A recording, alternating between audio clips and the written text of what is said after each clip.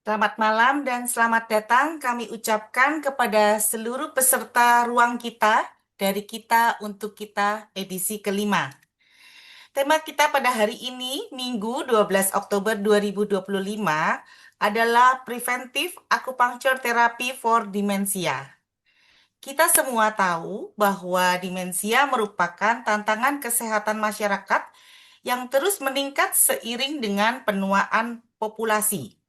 Selain perawatan medis konvensional, pendekatan preventif dan komplementer seperti akupuntur memiliki peran potensial dalam menjaga fungsi kognitif, memperlambat progresi, dan meningkatkan kualitas hidup pasien serta keluarga mereka.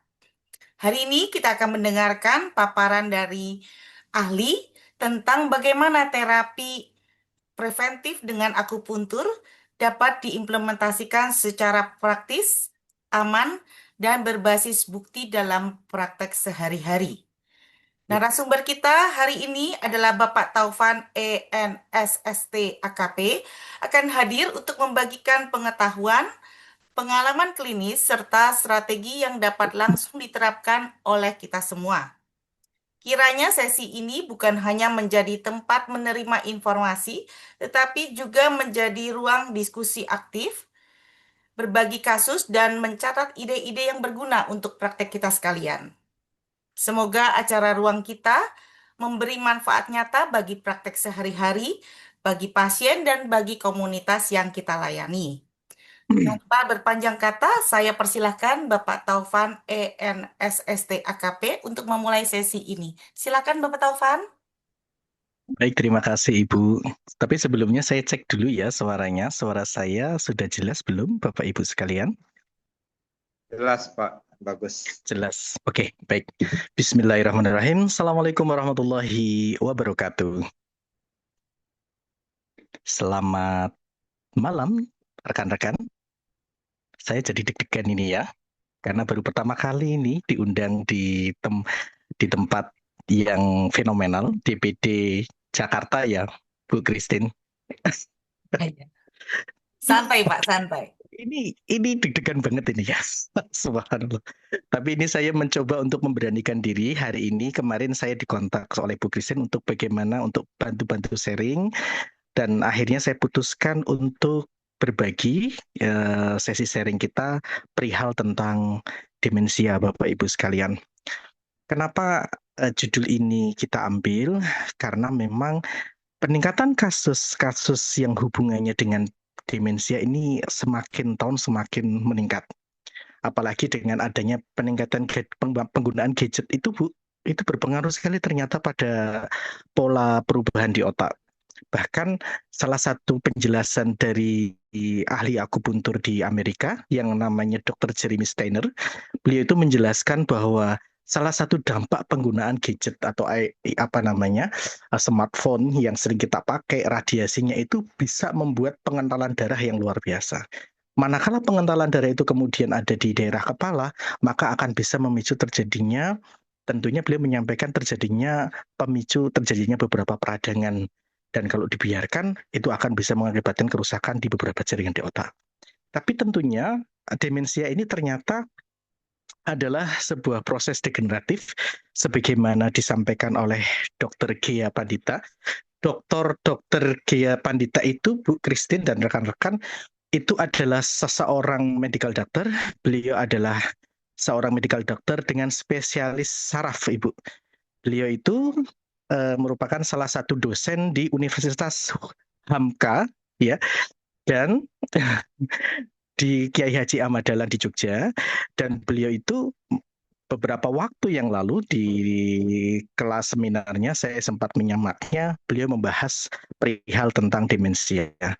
Dan setelah saya baca-baca, Bu, pada saat saya dulu di kuliah di Poltekkes Surakarta, tahun 2010 ya Bu ya, saya menemukan sebuah jurnal catatan menarik yang ditulis dan dirangkum oleh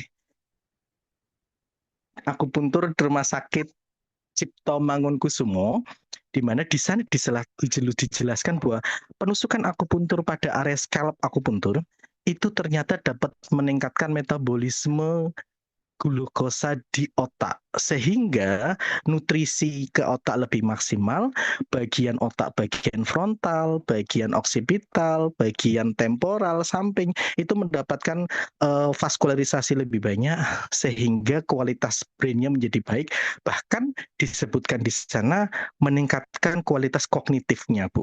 Nah, sebagaimana tadi Ibu Lilis Christine, tadi kita sudah menyimak penjelasannya Ibu Lilis Christine bahwa salah satu dampak dari demensia ini ternyata berefek pada kognitifnya. Nah, nanti target kita adalah bagaimana peran akupuntur sih dalam penata laksanaan terapinya itu membantu mencegah kalau misalkan sudah fasenya sudah rehabilitatif, bagaimana merehabilitasi, kalau sudah fasenya sudah paliatif terapi, bagaimana membantu meningkatkan derajat kualitas hidup para lansia, orang tua kita, kakek kita, dan juga dan yang lebih menarik lagi, dan ternyata peningkatan kualitas kognitif pada brain, pada kepala kita, bukan kepala kita ya, ya kepala kita, itu ternyata juga bisa ditusukkan di daerah distal point, Bu Christine.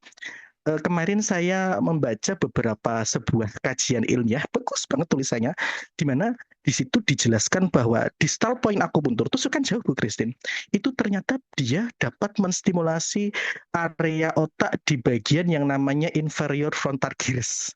Di situ dijelaskan, ini saya hanya copy paste ya Bu ya, di sana dijelaskan inferior frontal gyrus itu merupakan area bagian otak di mana area tersebut bertanggung jawab dalam kognitif, mengambil keputusan, berbicara, kemudian berfokus. Makanya kalau kita pernah belajar bersama-sama scalp akupuntur Chio Sung Fa, ada area di bagian temporal itu Bu, apa namanya Bu istilahnya? Wrinkle, apa? Aduh, saya itu lidahnya logat Jawa ya, mau ngomong apa area speak area bicara itu adalah bagian dari inferior frontal gyrus di situ. Dan itu tusukannya tidak secara ini Bu, tidak secara lokal, tetapi tusukannya secara distal. Titik apakah itu? Itu sudah saya masukkan di materi. Mohon izin, boleh saya share untuk membantu belajar Bapak Ibu slide saya. Mohon izin. Silakan, Pak. Oke. Oke, sebelum saya masuk lebih dalam lagi, kita sampai jam berapa Ibu?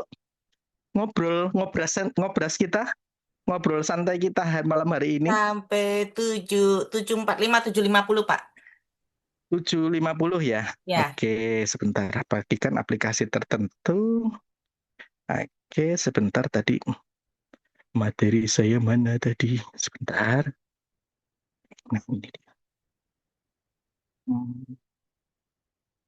Oke. Sudah, subhanallah. Belum ya?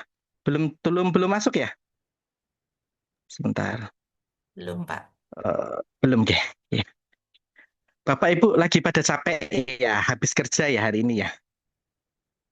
Sebentar. Oke, ini sudah kelihatan Bapak Ibu sekalian? Sudah, Pak. Bapak Ibu, ini sebelum saya sharing, saya hari ini berbagi ya Bapak Ibu ya, hanya copy paste saja saya hari ini tuh. Kita buat kalau nanti saya bilang halo, Bapak Ibu bilang hai ya. Kalau saya bilang hai, Bapak Ibu bilang halo. Oke, kita mulai ya Bu Christine. Halo. Halo. Hai. Hai. Hai, Bu Christine, fokus. Hai. Hai. Halo. Oke. Halo. Bapak Ibu sekalian, ya hari ini selain demensia ini, Bapak Ibu, ternyata pada malam hari ini alasannya adalah kenapa saya mengambil materi tentang demensia ini karena tantangan kita ke depan khususnya dalam giatri ya, betul ya Bu Christine ya, giatri akupuntur khususnya karena kebanyakan demensia itu kan terjadi atau menyerang pada usia-usia lansia karena masuk pada fase di mana fase degeneratif. Nah, Bapak Ibu sekalian, materi yang saya sajikan pada malam hari ini merupakan materi yang saya ambil dari seminarnya Dr. Gia Pandita, spesialis neuro, ya, di mana beliau adalah salah satu seorang dosen Fakultas Kedokteran di Universitas Ahmad Dahlan Yogyakarta dan Universitas Hamka di Jakarta. Nah, Bapak Ibu, tak kenal maka tak sayang, mohon memperkenalkan diri Bapak Ibu. Nama saya adalah Taufan Eka Nur Hidayat. Ini wajah asli, ini adalah wajah asli saya ya Bapak Ibu. Yang di depan kamera ini adalah efek ya, efek gemuk ya. Saya Taufan Eka Nur Hidayat, kemudian saya menyelesaikan pendidikan akupuntur di D3 dan di D4 Akupuntur Poltekkes Surakarta. Tahun 2012 saya menyelesaikan D3, 2013 saya menyelesaikan D4, dan saya mulai mengenal ilmu akupuntur tahun 2006, baru mengenal ya, jadi mulai belajar pelan-pelan.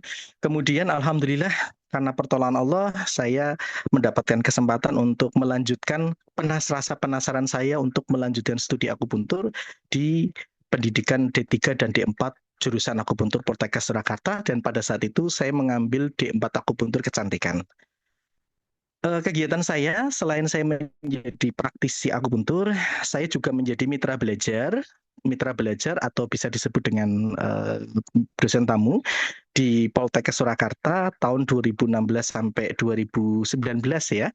Kemudian alhamdulillah di tahun 2005 ini saya mendapatkan kado terindah, saya mendapatkan kesempatan untuk menjadi mitra belajar tamu di jurusan akupuntur Muhammadiyah Karanganyar. Jadi ada fakultas jurusan akupuntur D4 namanya akupuntur dan herbal yang bertempat di Karanganyar. Saya sempat menjadi mitra belajar tamu di sana, dan baru-baru ini saya mulai diminta tolong untuk menjadi salah satu staf pengajar di sana, Bapak Ibu sekalian. Nah, ini kegiatan saya. Di sini kegiatan saya beberapa waktu yang lalu dari teman-teman Surabaya dan beberapa kegiatan saya. Nah, Bapak Ibu sekalian, halo. Hai. Halo. Hai. Oke. Apa sih Halo. yang melatar belakangi malam hari ini kita belajar tentang kita sama-sama belajar, kita sama-sama berbagi. Apa yang melatar belakangi kenapa materi ini saya angkat kembali? Karena ini ya Bu Lilis Kirsin ya, ini materi dua tahun yang lalu ya, Bu ya. Iya. Ibu ini saat itu kan datang. Nah, ini adalah Dr. Gia Pandita. Beliau adalah salah satu dosen di Fakultas Ilmu Kedokteran di Universitas Ahmad Dahlan. Saat di seminarnya beliau menjelaskan bahwa usia harapan hidup di Indonesia, Bapak Ibu sekalian, semakin hari semakin ke sini tuh semakin meningkat, Bapak Ibu. Jika kita melihat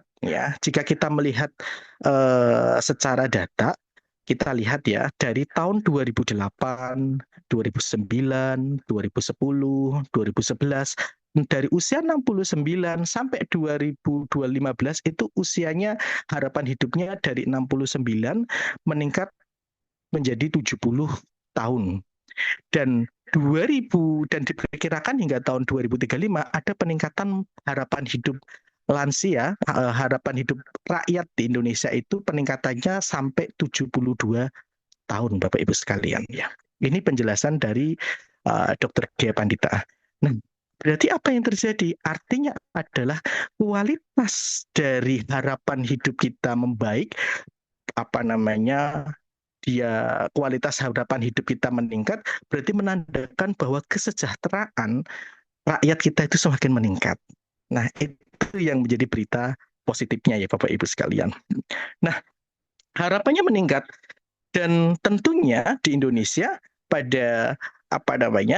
karena harapan hidup meningkat, otomatis jumlah dari para lansia ya otomatis juga meningkat. Karena adanya terjadi peningkatan pada lansia, tentunya pada usia-usia 60 tahun itu mencapai 9,3% peningkatannya. Dan di seminar Dr. Gia yang terbaru, mungkin nanti saya akan bisa share link rekaman Zoom-nya untuk kepada Bapak Ibu, sekarang sudah melebihi 10% Bapak Ibu. Jadi pada tahun 2017 ini, itu kurang lebih 9,3%. Dan sekarang ada peningkatan sampai 10%. Makanya dalam catatan Dr. Gia, beliau mencatat bahwa peningkatannya itu sekarang itu usia yang sudah 72 tahun itu sekarang meningkat. Dan 10% dari rakyat Indonesia itu adalah lansia. Itulah karena peningkatan dari harapan hidup lansia itu sudah meningkat sampai lebih dari 7%, bahkan sekarang itu saya dengar seminar dari Dr. G yang terbaru itu sampai mendekati 10%, maka Indonesia ini termasuk negara tua, Bapak Ibu sekalian. Maksudnya bagaimana sih negara tua itu? Karena Indonesia memiliki jumlah lansia di atas 77% maksudnya, di atas 70%.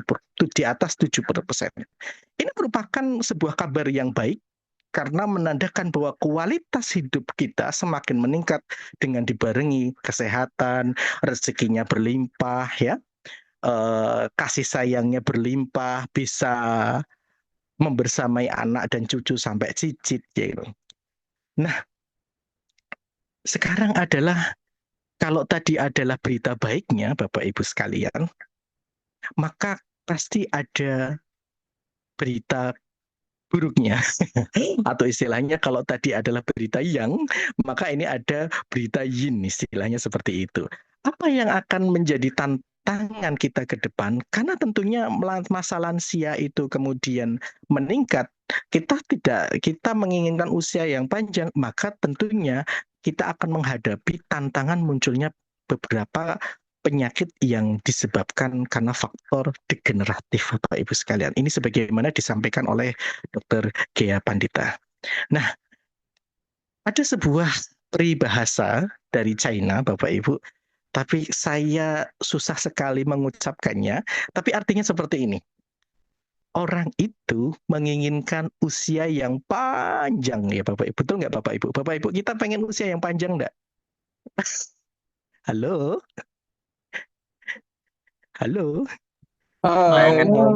Kita menginginkan usia yang panjang nggak Bapak Ibu? Kita pasti menginginkan usia yang panjang. Semakin tua kita bisa membersamai, bisa membersamai anak, kita bisa membersamai cucu, kita bisa membersamai cicit ya Bapak Ibu sekalian ya. Tapi dengan keinginan tua itu kita lupa bahwa dengan semakin tua kita semakin terbatas ya Bapak Ibu sekalian ya. Pandangan kita terbatas, gerakan kita terbatas ya. Cara berpikir kita terbatas. Itulah kalau keinginan kita sampai usia yang tua. Dan ini menjadi tantangan kita karena harapan kita dengan usia yang kita semakin tua, penginnya semakin tua semakin berisi ya Bapak Ibu sekalian, semakin bisa bermanfaat. Tapi faktanya semakin tua ya kekuatan dari tubuh fisik kita itu juga akan semakin menurun atau yang disebut dengan degeneratif. Maka jika kita melihat foto kita 20 tahun yang lalu, 30 tahun yang lalu yang tadinya tidak ada kerutan, kemudian muncul kerutan ya kan. Kemudian yang sebelumnya di usia sebelumnya 20 tahun, usia 20 tahun sekarang usianya sudah 60 tahun, wajahnya sudah berubah. Berarti itu menandakan sebuah pola yang disebut dengan degeneratif. Dan yang menariknya, faktor penurunan dari fungsi yang ada di wajah kita, kulit kita, penurunan fungsi itu bukan hanya terjadi di kulit, tetapi di dalam tubuh kita, bahkan di otak kita. Sehingga apa? Dengan bertambahnya usia, manakala tidak dilakukan langkah preventif sedini mungkin, maka akan memperbesar potensi terjadinya peningkatan penyakit degeneratif yang lebih besar.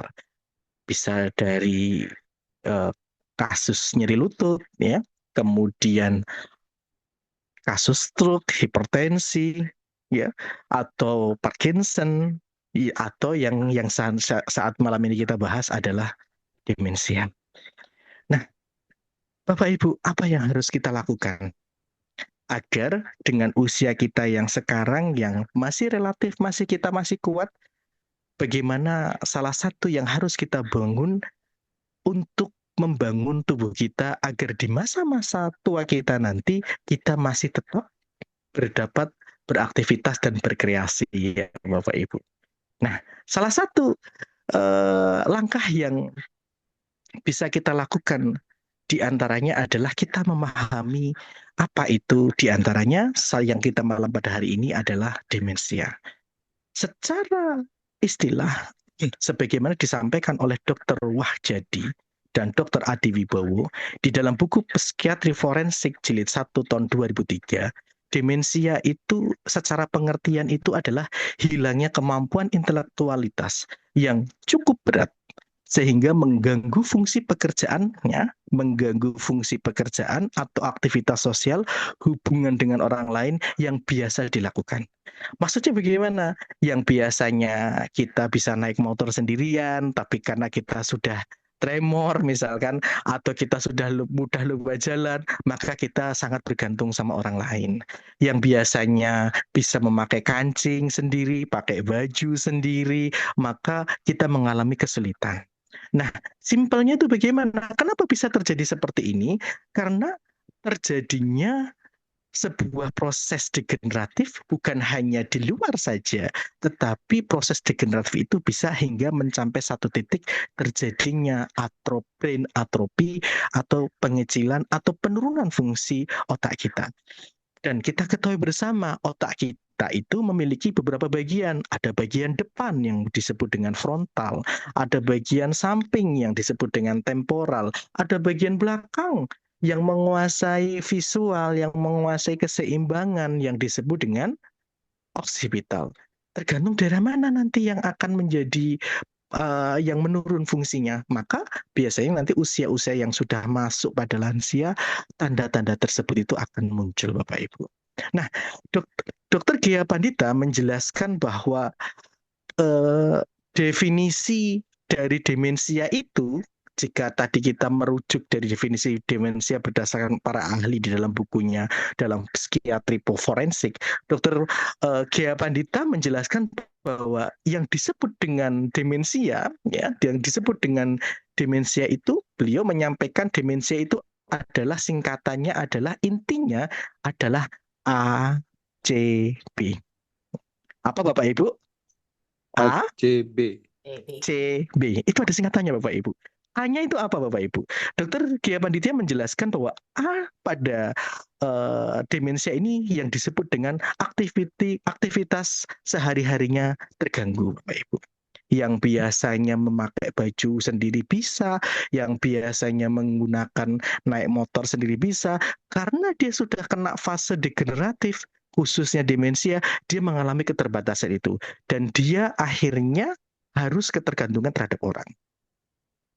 Kemudian yang kedua, C, kalau yang A tadi adalah aktivitas sehari-harinya itu terganggu. Yang kedua, kognitifnya Bapak Ibu sekalian. Jadi kemampuan kognitif dalam menghafal, mengambil keputusan, mengukur ruang, ya. Kemudian dalam mengingat-ingat, saya naruh kunci di mana ya? Saya sudah makan belum ya? Seperti itu. Ini termasuk kategori kognitif Bapak Ibu sekalian. Jadi Dr. Gia Pandita menjelaskan bahwa salah satu istilah yang dikatakan kalau orang tersebut itu dikatakan kena demensia, Dr. Gia Pandita menjelaskan kalau sudah ada ciri-ciri activity daily living-nya dia terganggu. Itu yang pertama, aktivitas kebiasaannya dia terganggu. Yang kedua, kognitifnya terganggu. Dan yang terakhir adalah terganggunya kebiasaan behavioralnya terganggu. Biasanya nanti hubungannya dengan emosi, Bapak Ibu. Mudah marah, mudah tersinggung ya. Saya ini sedang membantu beberapa pasien demensia. Di antaranya karena dia penyebab pasien demensia itu karena tipe demensia yang vaskular. Jadi karena riwayatnya itu karena adanya serangan stroke, Bapak Ibu sekalian. Jadi pasien yang vaskular ini dia tidak bisa melihat waktu. Harusnya malam buat tidur dia terjaga, harusnya siang dia terjaga malah jadi tidur gitu kan. Jadi definisi dari demensia sebagaimana disampaikan oleh Dr. Gia Pandita menjelaskan seseorang yang mengalami demensia itu manakala dia masuk pada kategori demensia itu karena ada 3 tanda yang sudah terdapat. Maka 3 tanda tersebut kemudian disebut dengan ACB. A-nya itu adalah aktivitas sehari-harinya terganggu. C-nya kognitifnya, cara berpikirnya, menilai sesuatu, menilai ruang dan waktu. Biasanya kalau naik mobil itu lancar tapi tiba-tiba mudah terserempet, ya kan? Karena daya visualnya terganggu. Gitu kan. Bukan berarti matanya, tetapi kemampuan visual di bagian area oksipital untuk melihat, untuk mengira-ira itu terganggu gitu. Dan yang terakhir adalah lebih mengarah kepada emosinya, Bapak Ibu sekalian. Emosinya berubah seperti anak-anak, mudah marah, ya Bapak Ibu. Saya misalkan contoh, saya kepengen dibelikan donat. Nanti pada saat pasien kita pengen donat misalkan, itu loh yang bulat-bulat. Dia mau ngomong donat itu susah sekali gitu lah. Nah saat dia sudah susah, itu kognitifnya, maka dia menjadi kesel dan akhirnya dia marah dan akhirnya stres. Makanya kasus-kasus demensia pada pasien lansia itu tingkat stresnya itu meningkat banget Bapak Ibu sekalian. Semakin tingkat stres itu meningkat, sebagaimana disampaikan oleh salah satu peneliti di Jepang di dalam bukunya yang berjudul The Miracle of Endorphin. Jadi Bapak Ibu nanti bisa beli bukunya di Gramedia. Bukunya keren banget itu Bapak Ibu. Judulnya The Miracle of Endorphin, yang menulis itu adalah Dr. Shigeo Haruyama. Jadi beliau menjelaskan Bapak Ibu sekalian, saat seseorang itu mengalami kelelahan fisik yang berlebihan, kelelahan secara emosi yang berlebihan, maka di dalam tubuhnya itu akan muncul sebuah oksigen aktif Bapak Ibu. Oksigen aktif itu bukan oksigen yang kita hirup. Beliau menjelaskan oksigen aktif ini dia bersifat toksit. Dia bersifat radikal bebas sehingga akan bisa memicu terjadinya kerusakan di tubuh kita. Manakala oksigen aktifnya itu ada di brain kita, maka akan bisa memicu terjadinya mikroperadangan di jaringan saraf di neuro otak kita. Sehingga kalau itu dibiarkan, maka akan bisa memicu terjadinya potensi-potensi terjadinya Parkinson disease misalkan, demensia atau Alzheimer disease seperti itu. Jadi apa Bapak Ibu? Dikatakan demensia itu karena ada apa Bapak Ibu? A, C, B. Oke, A-nya apa Bapak Ibu? Aktivitas. Iya, betul. Kemudian C-nya apa Bapak Ibu? Kognitifnya. Kemudian behavioral dan psikologikalnya bagaimana Bapak Ibu hubungannya dengan emosinya Bapak Ibu sekalian. Marah mudah tersinggung ya Bapak Ibu sekalian ya. Ya Allah, semoga nanti di masa-masa tua kita biarlah tua itu sebagai angka tapi kita masih kayak muda 17 tahun ya Bapak Ibu ya. Nah, contoh misalkan Dr. Gia Pandita menjelaskan seperti ini, activity of daily living-nya, memakai baju, berjalan, berbelanja, menggunakan telepon ya. Kemudian kognitifnya, daya ingat terganggu, pengambilan keputusan, gangguan menentukan ruang dan jarak, behaviornya, psikologinya, halusinasi, mengamuk, nah, gangguan psikis, mudah tersinggung gitu loh, mudah stres ya. Bahkan salah satu penjelasan dari yang menarik dari penjelasan Dr. Jeremy Steiner, Bapak Ibu nanti bisa ngeklik di YouTube Dr. Jeremy Steiner. Di sana beliau itu salah satu founder dari akupuntur Elektroakupuntur Institute. Di YouTube-nya bagus banget kajiannya. Jadi menjelaskan bahwa salah satu bentuk dari peningkatan terjadinya emosi, kemudian stres yang berlebihan, kemudian mudah akhirnya menjadi anxiety, mudah sekali terjadi kekhawatiran, apalagi terjadi pada kasus-kasus demensia, itu diantaranya menurunnya fungsi atau menurunnya jumlah produksi dinorfin. Beliau menyampaikan bukan hanya sekedar dinorfin, juga menurunnya jumlah produksi dari hormon GABA, di mana hormon-hormon tersebut itu tadi berhubungan erat dengan membuat tubuh kita menjadi tenang, Bapak Ibu sekalian. Nah, seperti itu. Oke. Tapi ada kabar baiknya Bapak Ibu sekalian. Demensia itu memerlukan waktu Bapak Ibu. Bapak Ibu, ada yang di sini usianya 20 tahun, 30 tahun? Ada yang 40 tahun? 60 tahun ada Bapak Ibu? Saya Oh, Bapak 60 tahun? 63. Ayo Pak, semangat ya. Pak siapa ini? Boleh Surya, kenal? Surya. Oh Pak Surya, Masya Allah. Ayo Pak, semangat Pak.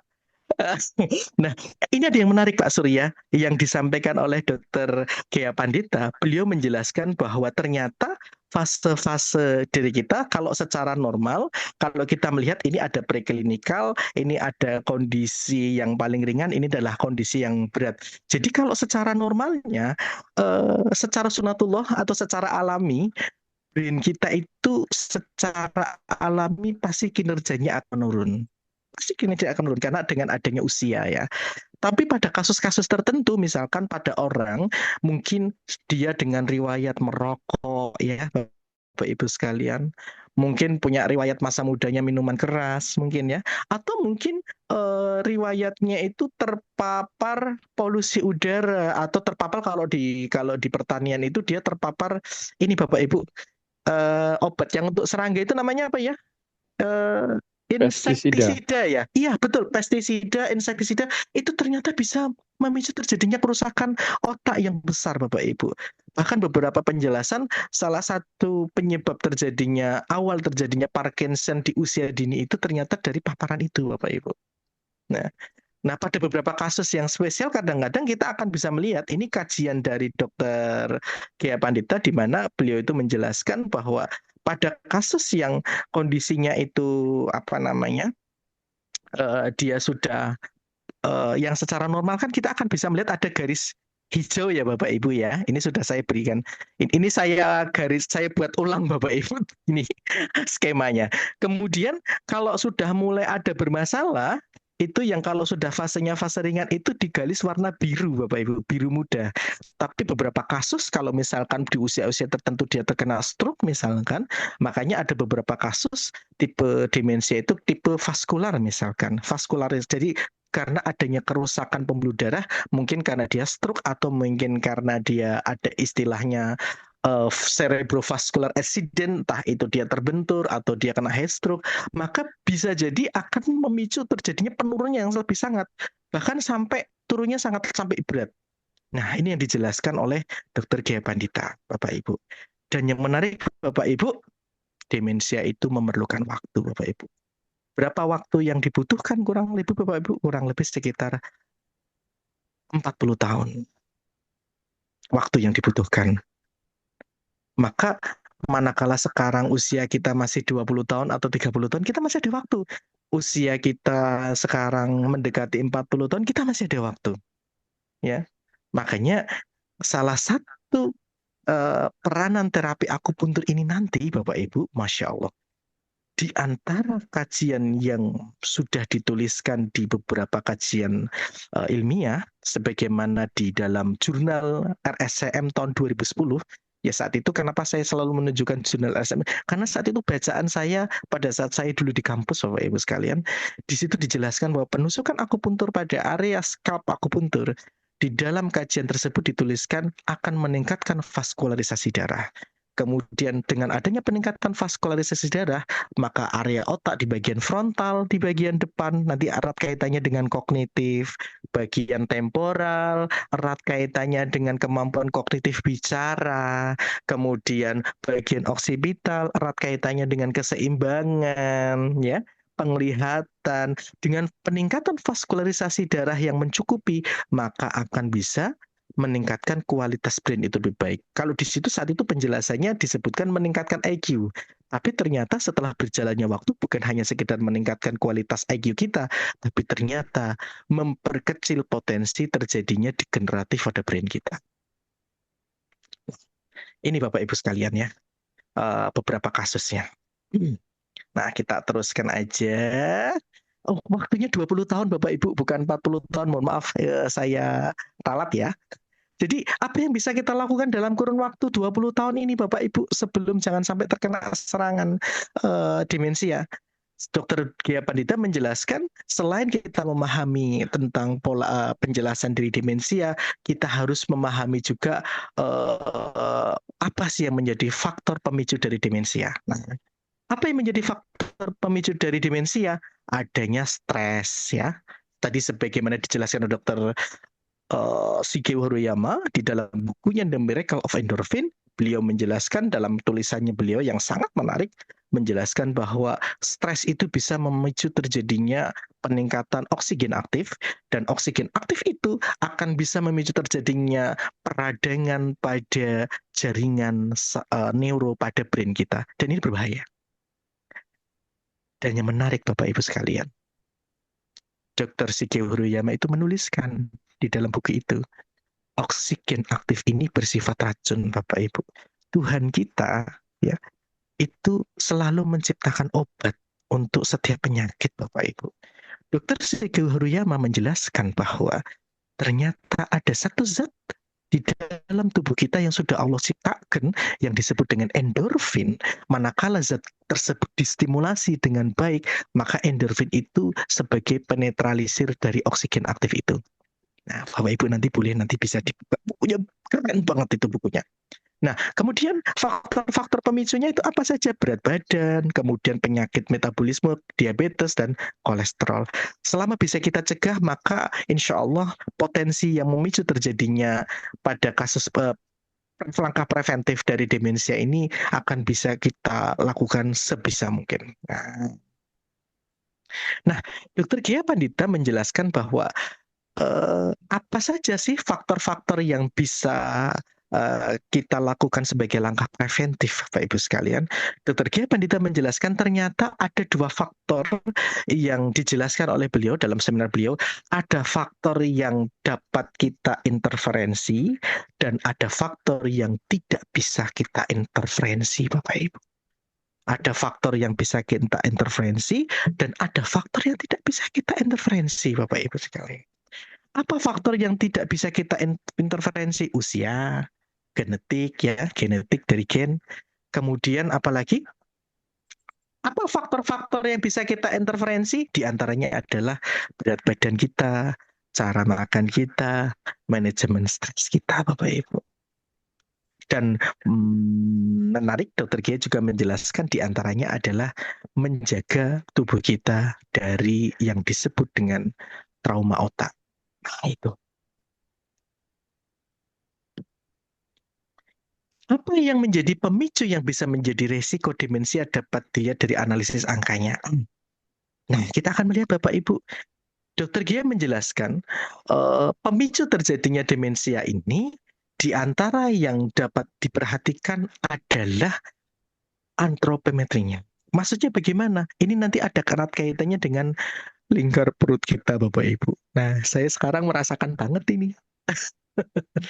Ayo yuk Bapak Ibu, kita bareng-bareng tusuk perut kita ya. Selain kita olahraga, kalau penelitian dari Profesor Jepang itu yang berjalan 30 menit, 3 menit jalan lambat, 3 menit jalan cepat, itu bisa diaplikasikan deh. Di badan itu enak banget itu. Nah, makanya mulai sekarang, ayo kita sama-sama untuk memanajemen lingkar perut kita, Bapak Ibu sekalian. Ya, kita tusuk ya perut kita biar gak melebar ya. Karena tumbuh itu ke atas, bukan ke samping ya Bapak Ibu. Nah, kemudian yang kedua dari lingkar perut kita, yang kedua adalah kondisi dari kualitas darah kita, kolesterol kita, gula kita, Bapak Ibu sekalian. Dan tentunya ini nanti akan berpengaruh pada vaskularisasi kita, pembuluh darah kita. Dan ingat kembali bahwa kalau mengentalnya itu pada bagian brain, bagian otak, apalagi nanti bagian otak di area IFG, inferior frontal gyrus-nya nanti yang kena di sana, maka tentunya kognitif kita itu akan terkena. Seperti itu. Sebentar ya, saya matikan dulu.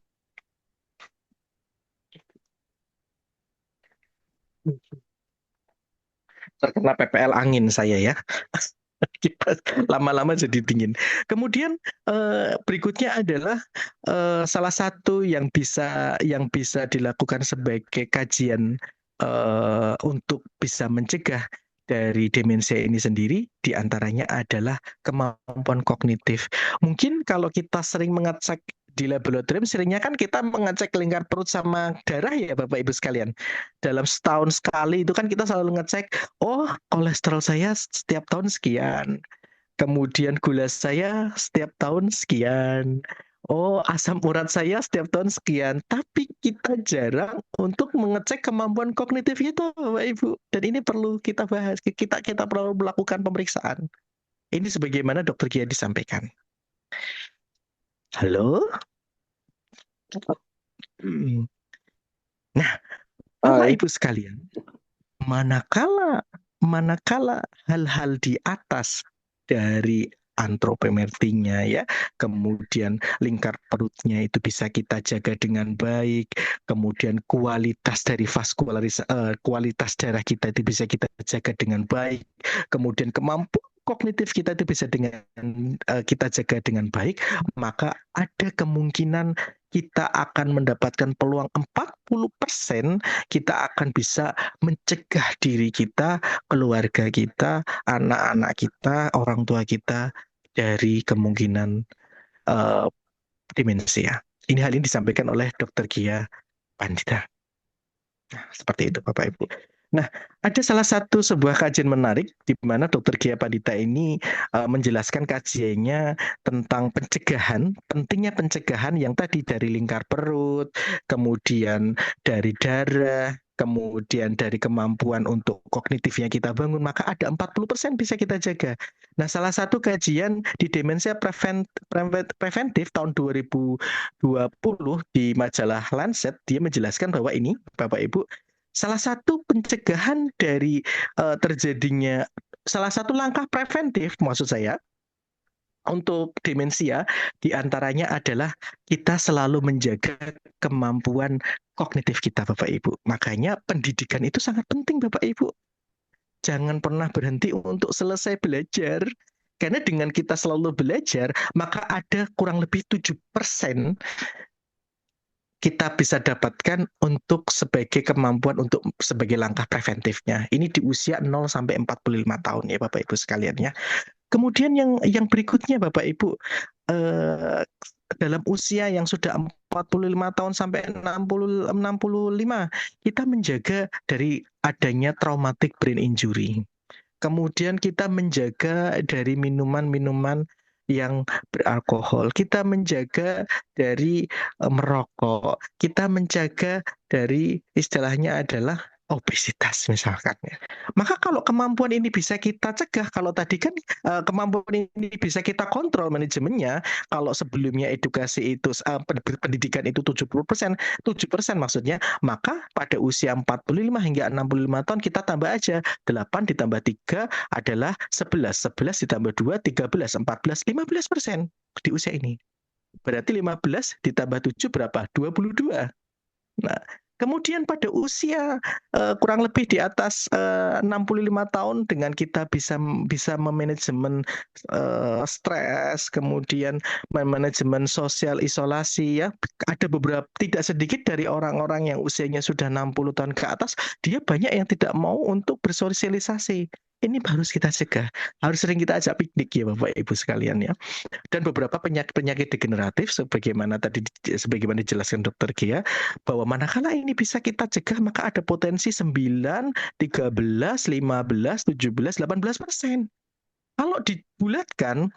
Kalau dibulatkan secara keseluruhan, manakala kita bisa memanajemen ini semua termasuk lingkar perut kita, maka ada potensi 40% kita bisa mencegah dari demensia Bapak Ibu sekalian. 40%. Dari mulai usia 0 sampai 45 tahun, dari usia 45 sampai 65 tahun, dari usia hingga di atas 65 tahun. Nah, ini Bapak Ibu sekalian datanya. Nah, sekarang yang menjadi pertanyaan, how does akupuntur work? Bagaimana peran akupuntur di dalam membantu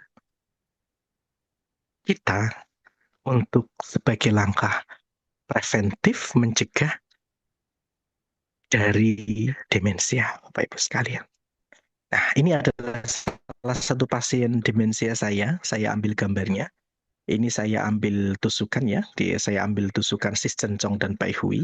Dan ini saya ambil berdasarkan Jurnal Penelitian Kedokteran Akupuntur Indonesia, volume 4, nomor 1, ya, tahun 2010.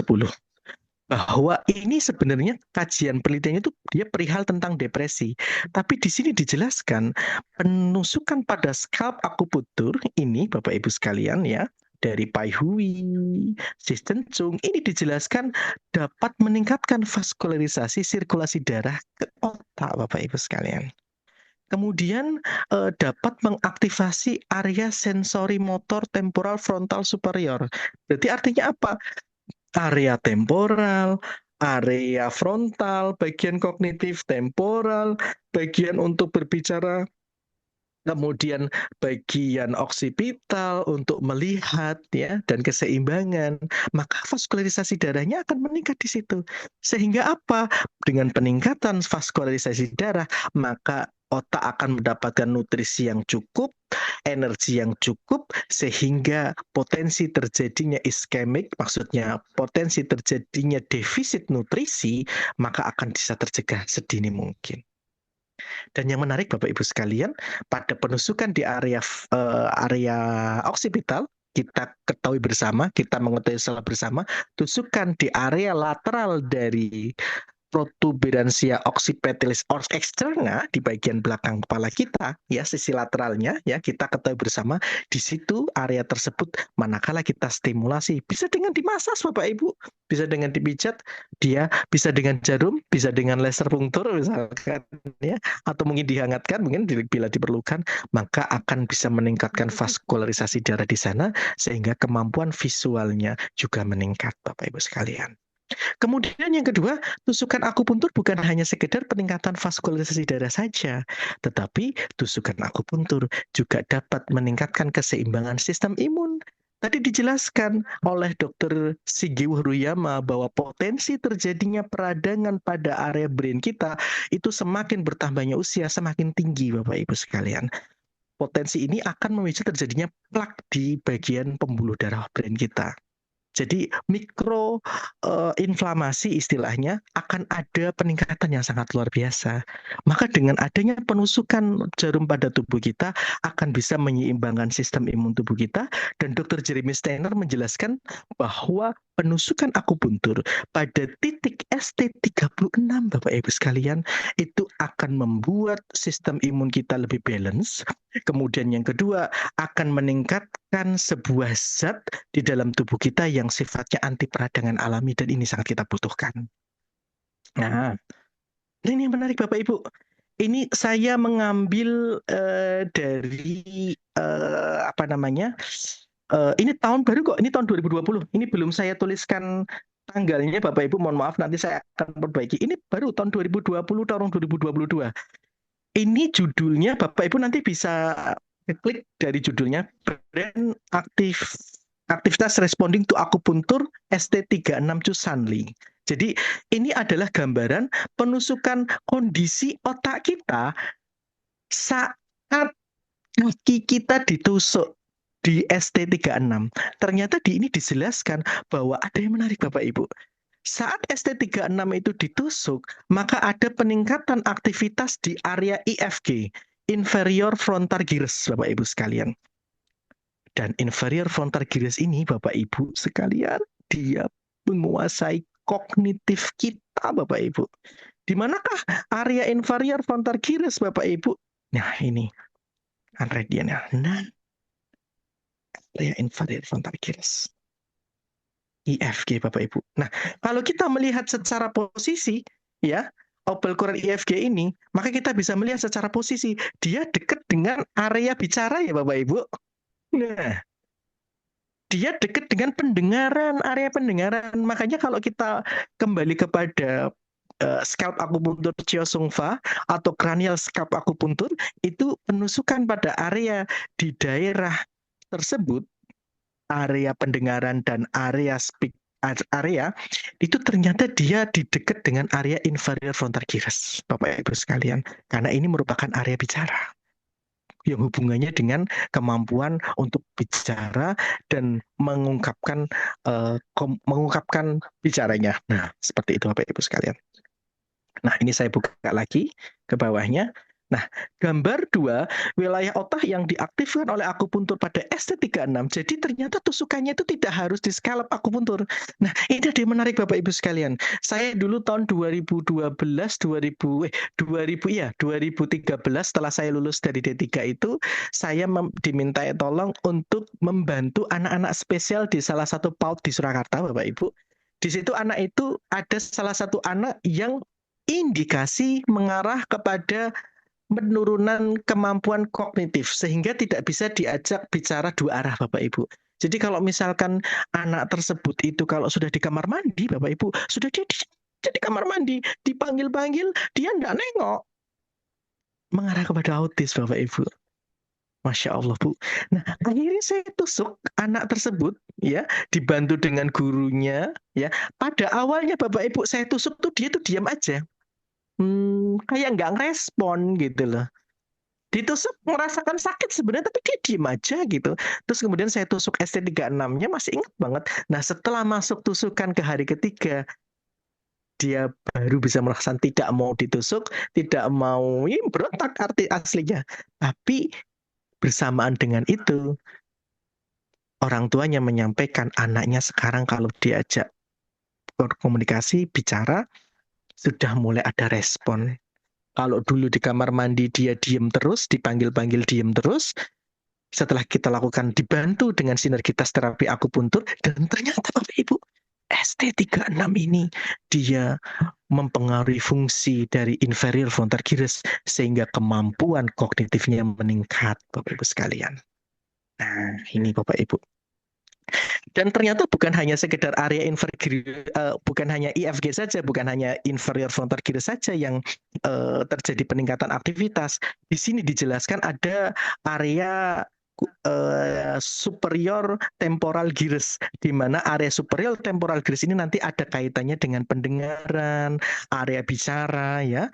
Kemudian bukan hanya sekedar superior temporal gyrus, tapi juga ada daerah yang disebut gyrus cingulate ya, paracingulate median, di mana di sini nanti erat kaitannya dengan depresi dan kecemasan Bapak Ibu sekalian. Hanya ditusuk ST36 Bapak Ibu. ST36 Masya Allah itu titik dewa banget. Makanya saya itu dulu bilang, kenapa ya ST36 itu disebut dengan titik dewa gitu loh. Ternyata Bapak Ibu sekalian, hasil kajian oleh para guru-guru kita, para pendahulu kita menjelaskan disinilah mekanisme kinerja akupuntur distal point, dia sangat bisa mempengaruhi kualitas di brain-nya. Di sini dijelaskan ST36 secara distal point dia bisa sampai mempengaruhi di area isinya. Apalagi nanti kalau ditambah dengan penusukan di Pai Hui, di Cencong misalkan, wah Masya Allah itu. Apalagi nanti kalau misalkan nanti hubungannya karena ini merupakan pelupa itu hubungannya dengan rumah berpikir, kita tusuk PC6 misalkan naikuannya, kita tusuk HT7 ya Bapak Ibu ya. HT7 senmennya, kita tusuk SP6 misalkan untuk kualitas darahnya, maka tentunya hasilnya akan sangat luar biasa Bapak Ibu sekalian. Nah, seperti itu Bapak Ibu, ini gambarannya. Oke, arigato gozaimashita. Pas ya jam 8 Bu. Oke. Terima kasih Bapak Ibu, ini demikian paparan sharing kita hari ini. Tapi saya boleh sharing lagi nggak Bapak Ibu? Perihal tentang hubungannya dengan ST36 dengan hubungannya dengan imun Bapak Ibu. Kali ini kan masih kaitannya dengan aktivitas brain-nya Bapak Ibu. Saya boleh saya sharing itu? Boleh. Masih ada waktu enggak ini? 5 menit atau 10 5 menit lagi Pak. 5 menit yo, saya tak buka dulu materinya. Sebentar, saya izin dulu nyari ya. Ini menarik banget, ini nanti ada kaitannya dengan ST36 Bapak Ibu sekalian. Sebentar, saya pilih RPS. Sebentar Bapak Ibu ya. Mohon izin buka dulu ya. Sebentar. Bapak Ibu sudah kelihatan belum materinya? Belum ya? Sebentar, saya matikan dulu.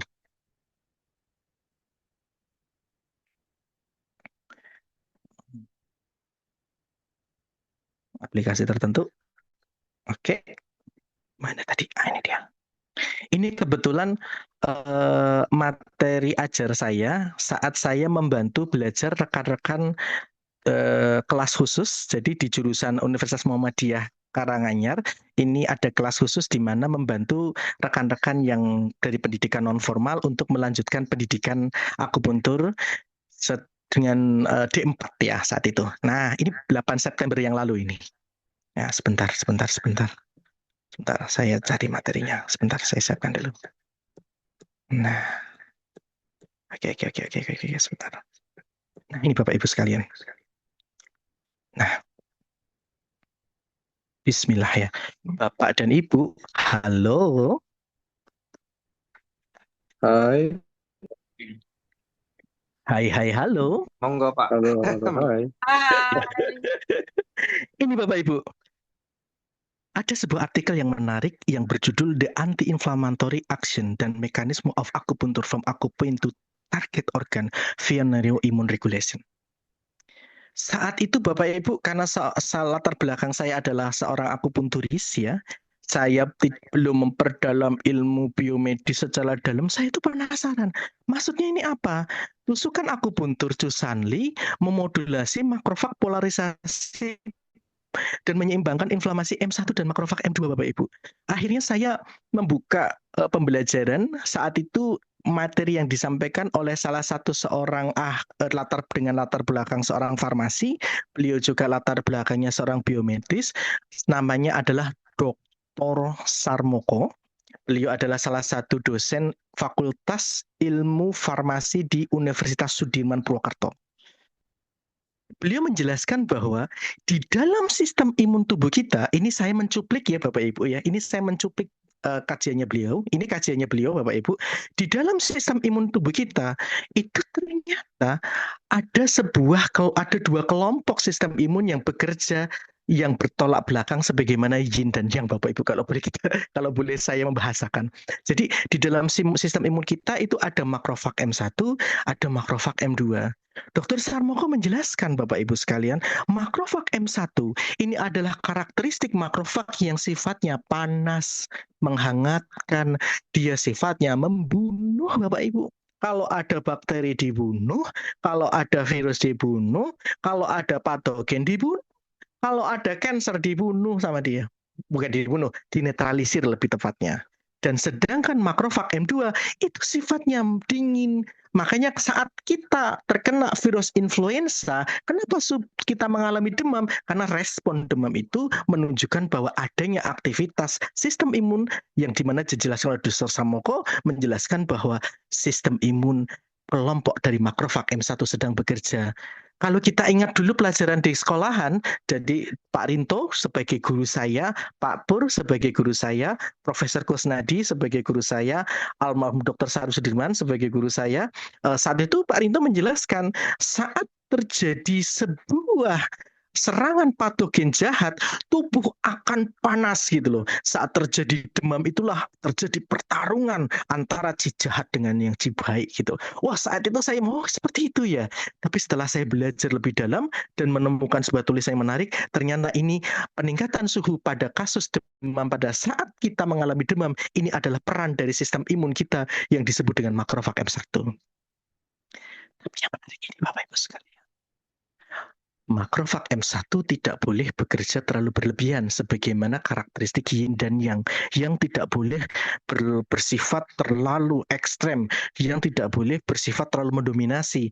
Saat virus dan bakteri kemudian sudah mulai turun atau mati, maka kinerja berikutnya adalah makrofag M2 dan dia bersifat anti demam, menurunkan demam, dia bersifat anti inflamasi. Kalau yang pertama makrofag M1 itu bersifat pro-inflamasi, maka yang berikutnya adalah M2, makrofag M2 ini adalah anti-inflamasi.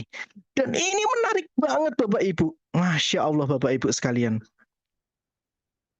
Makrofag M1 dan makrofag M2 pada tubuh kita itu bekerja secara seimbang sebagaimana pola yin dan yang polarisasinya seimbang. Masya Allah. Dan pada kasus-kasus tertentu, manakala terjadi peradangan yang sifatnya kronis karena faktor-faktor X, Bapak Ibu pernah ngikuti podcastnya Deddy Kobuser, di mana beliau saat terkena COVID-19, kemudian beliau terkena badai sitokin, itu karena sudah dijelaskan bahwa ternyata kelompok dari makrofag M1-nya lebih dominan. Makanya pada saat itu dia mengalami kerusakan yang luar biasa. Dan yang menarik, tusukan ST36 ini Bapak Ibu, berdasarkan hasil kajian the anti-inflammatory action, Josanli ini dia menyeimbangkan keseimbangan makrofag M1 sehingga terjadi polarisasi antara sistem imun yang proinflamasi yaitu yang support dengan radang, dia akan menjadi lebih tenang dengan adanya peningkatan makrofag M2, M1 dan M2. Sehingga tusukan ST36 satu, dia secara karena kita ketahui bersama, tusukan di kepala akan meningkatkan beberapa zat penenang diantaranya, termasuk ST36 juga akan meningkatkan zat penenang. Karena tadi dijelaskan, Bapak Ibu sekalian, tusukan ST36 tadi juga merambah bukan hanya area IFG saja, tetapi sampai merambah di bagian area yang lain, superior temporal gyrus. Dan bahkan ada yang sampai area yang berhubungan dengan stres. Maka tusukan ST36 dia memiliki 3 pola. Maka Profesor Raymond, salah satu guru kita pada saat seminar, saat itu seminarnya bersama dengan Profesor Kusnadi Dr. Kiki ya kalau tidak salah, Profesor Raymond itu menjelaskan bahwa peranan walaupun satu titik akupuntur itu ternyata bisa untuk beberapa pola, beberapa manfaat. Kalau istilahnya adalah sekali dayung 30 terlampau. Jadi titik ST36 ini Bapak Ibu, jika kita merujuk pada hasil penelitian ini, maka satu, ST36 akan peningkatan kualitas kognitif di brain. Dua, ST36 akan bisa memberikan keseimbangan sistem imun tubuh kita. Tiga, ST36 secara distal point dan brain dia juga akan mengaktifasi area otak yang nanti erat kaitannya dengan stres. Dan beberapa kajian yang lain dijelaskan ST36, Dr. Jeremy Steiner menjelaskan ST36 menstimulasi zat ACTH, zat anti peradangan alami sehingga peradangan di dalam tubuh kita itu terjadi minimalisir. Dengan adanya zat anti peradangan alami di dalam tubuh, maka potensi terjadinya mikroinflamasi pada brain kita saat kita tusuk ST36 akan dapat tercegah sedini mungkin. Seperti itu, Bu. Ini yang bisa saya sampaikan. Terima kasih, Ibu Christine. Oke, makasih Pak Taufan. Ya. Kita buka sesi tanya jawab ya. Ya. Dua Jangan susah-susah ya. Ya, silakan. Jangan angel. Malam Pak Taufan, Soalnya, malam Pak Taufan. Pak Samuel ya. Samuel saya mohon izin? Pak. Oke Bapak ya. Baik Bapak. Tadi ST36 ya saya senang sekali Bapak itu ya ST36. Pak kalau boleh Pak Punten cara stimulasinya apakah Bapak pakai elektrosimulator atau bagaimana Pak? Monggo Pak. Oke. Terima kasih. Pak Samuel, terima kasih pertanyaannya. Ini pertanyaan keren banget ya. Kalau kita melihat dari penelitian ini, tulisannya adalah manual akupuntur. Artinya tanpa menggunakan elektroakupuntur pun bisa, Pak. Manual akupuntur, itu yang pertama. Nah, kalau kita merujuk dengan penggunaan alat elektroakupuntur, sebagaimana dijelaskan oleh Profesor Steve, Pak, saya pernah menyimak penjelasan dari Profesor Steve, kemudian sebagaimana dijelaskan oleh Dr. Jeremy Steiner. Contoh misalkan Bapak Ibu nusuk ST36 dengan catatan ini bukan untuk wanita hamil awal ya Bapak Ibu sekalian ya. Ini misalkan untuk lansia misalkan. Tusuk ST36 kanan dan kiri. Maka frekuensi apa yang bisa kita pakai? Ada beberapa referensi yang bisa kita gunakan untuk sebagai langkah terapi kita dengan stimulasi pada ST36. Dr. Jeremy Steiner menjelaskan ada beberapa frekuensi. Misalkan target kita adalah untuk satu, menstimulasi beta endorfin dan ACTH misalkan, kurang lebih stimulasinya adalah 4,6 atau kalau kita menggunakan alat Huato itu frekuensinya 5, Pak. Jadi nanti menggunakan gelombang continuous, ya, saya ulangi lagi, menggunakan gelombang continuous, kemudian frekuensinya 4,6, tapi karena alat kita nggak bisa 4,6, bisa menggunakan 5, kemudian dengan intensitasnya itu nanti kita lihat pasien, Pak. Kalau pasiennya itu kondisinya ekses, misalkan dia simpatiknya misalkan terlalu dominan, lebih baik intensitasnya itu lembut saja. Kurang lebih intensitas itu maksudnya gimana? Intensitas itu maksudnya adalah volume listriknya, Pak. Volume listriknya, tegangannya itu loh. Itu cukup yang ringan aja. Tapi kalau kondisi pasiennya lemah, misalkan memang dia lansianya memang lemah, kondisinya defisien, maka bisa sampai di atas 50 volumenya. Nanti tergantung sampai ada kejutan ototnya. Sampai merasa pasien itu merasa yang nyaman titik yang mana. Nah, kenapa saya menyampaikan seperti itu, Pak Profesor Steve? Ya, nanti saya akan coba share link tentang elektroakupuntur yang menjelaskan tentang itu.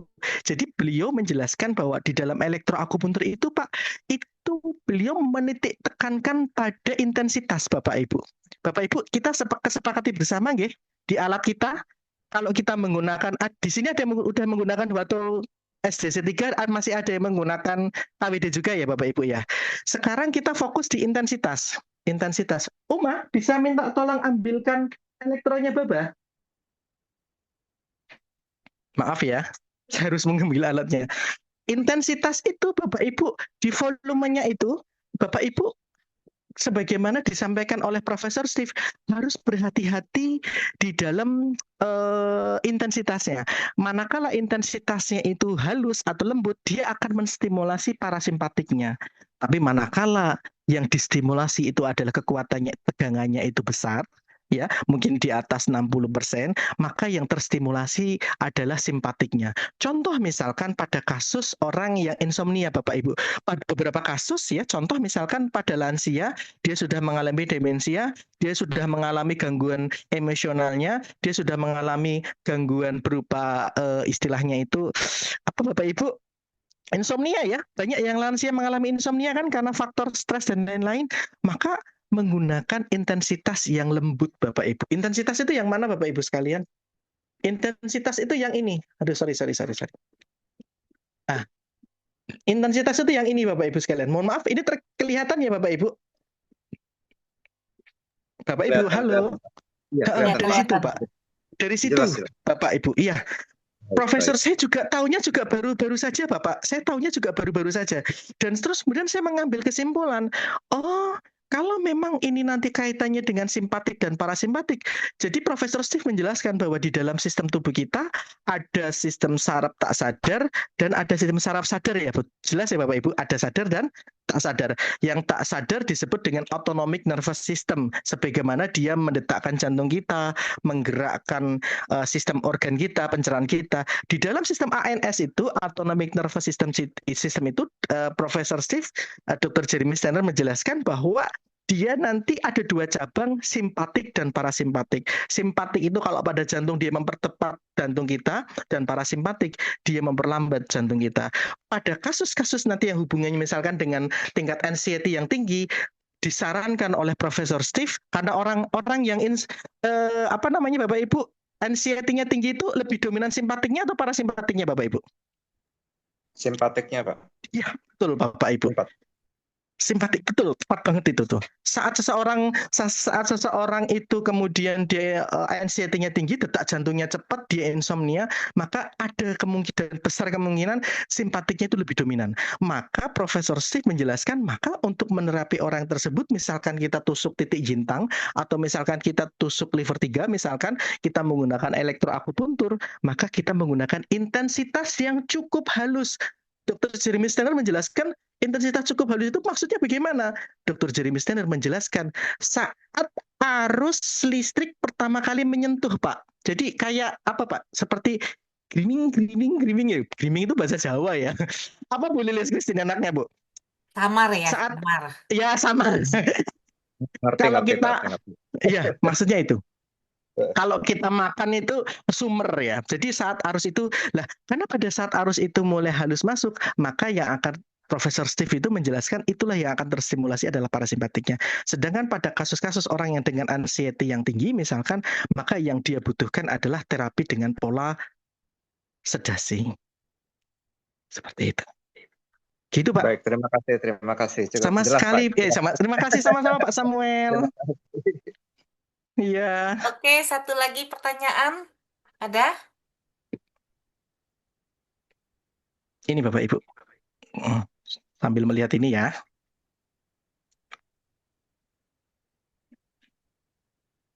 Ini materi ajar saya kemarin saat membantu belajar mahasiswa UMUKA. Mana ya? Kok nggak ada? Boleh? Kalau Taufan, ada pertanyaan, saya aja yang tanya. tapi jangan susah-susah ya. Nggak, cuma mau mengkonfirmasi. Berarti untuk Ya, gimana penusukan Bu? di scalp acupuncture tidak Iya, selalu harus menggunakan elektrostimulator, betul nggak? iya, bisa. Tanpa menggunakan alat elektrosumator pun bisa, Bu. Bisa ya? Karena Bisa, kan juga bisa. harus dilihat kondisi pasiennya juga kan? Betul, Bu. Betul, Bu. Iya.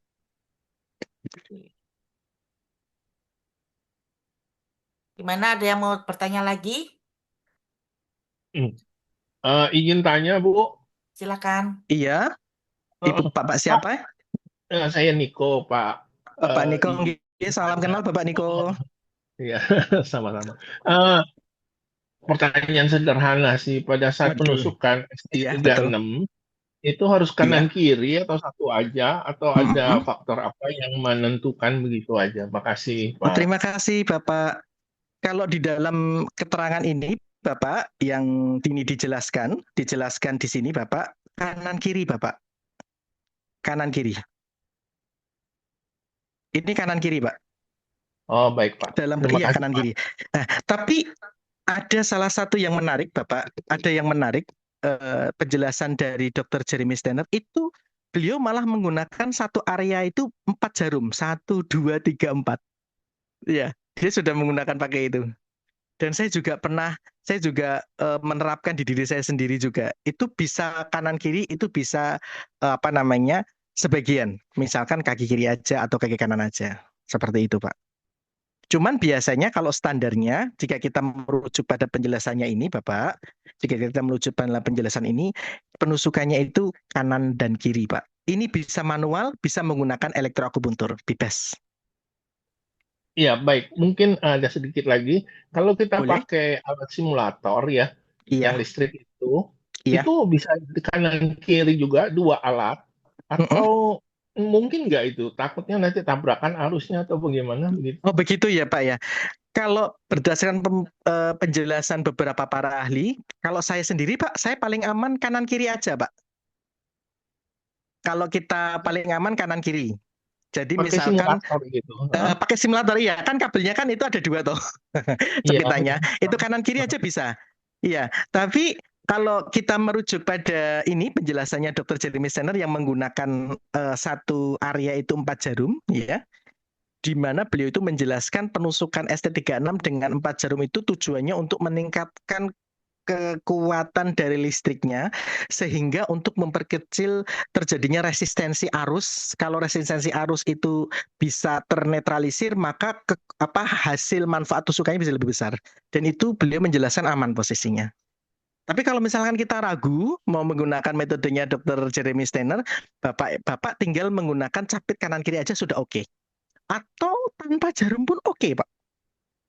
Karena ini dijelaskan manual akupuntur. Iya. Iya, Ini. iya, baik. Ya, Terima iya. kasih. Sama-sama Bapak. Terima kasih pertanyaannya. Oke, masih ada yang mau bertanya? Oke, ini mahasiswa UMUKA hadir nggak ya? Halo? Hadir Pak, hadir. Hai, ya sudah. Ada berapa yang datang ini? Saya Bu Winarti, Pak. Alhamdulillah hadir juga. Monggo, Nggih. mungkin dari teman-teman mahasiswa UMUKA kalau mau bertanya, silakan.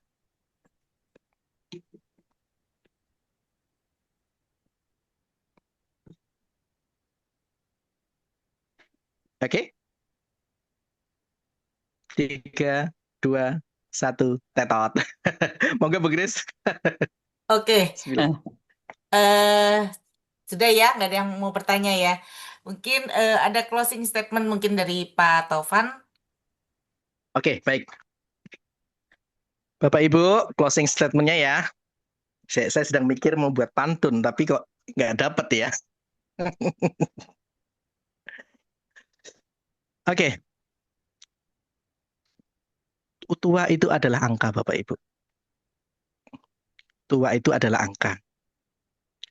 Dan selagi kita sekarang masih ada kesempatan, maka kita lakukan langkah-langkah untuk pencegahan khususnya dalam demensia ini. Untuk yang Bapak Ibu yang mungkin sepuh, tetap harus semangat dan jangan lupa titik penusukan ST36. Itu yang pertama. Kemudian yang kedua, kesimpulan pada materi hari ini bahwa kasus-kasus yang berhubungan dengan brain ini, gangguan di otak ini, terjadi bukan hanya sehari dua hari, tapi dia terjadi dalam akumulasi waktu. Maka judul pada malam hari ini adalah sebagai langkah preventif. Pencegahan penatelasan terapi akupuntur pada distal point, kemudian lokal point, itu akan membantu brain kita sehingga brain kita menjadi lebih sehat. Dengan sehatnya brain kita, maka insya Allah terjadinya demensia akan bisa kita cegah sedini mungkin. Usia itu hanya angka, Bapak Ibu sekalian. Itu aja, Bu. Oke, Terima kasih. makasih Pak Taufan. Wah, Sama-sama. topiknya dan presentasinya mantap sekali ya. Jadi Oke. kita perlu antisipasi sebelum usia semakin bertambah, kualitas hidup kita juga harus lebih baik ya. Oke, Iya. mohon untuk Pak Stanley, kita standby untuk foto bersama. Silakan Bapak Boleh. Ibu untuk open cam. Saya stop dulu. Oke.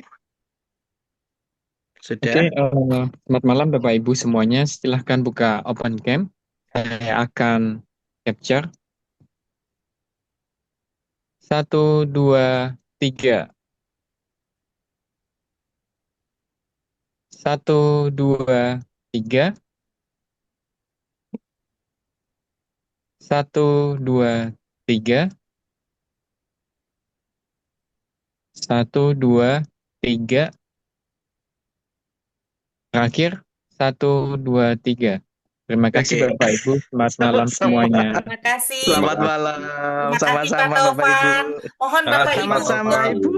untuk mengisi link kuesioner ya yang saya sudah share di Oke, siap. Terima kasih Pak Taufan. Oke, siap. Salam kenal ya Bapak Ibu. Matur nuwun sambil Pak Haryo, makasih.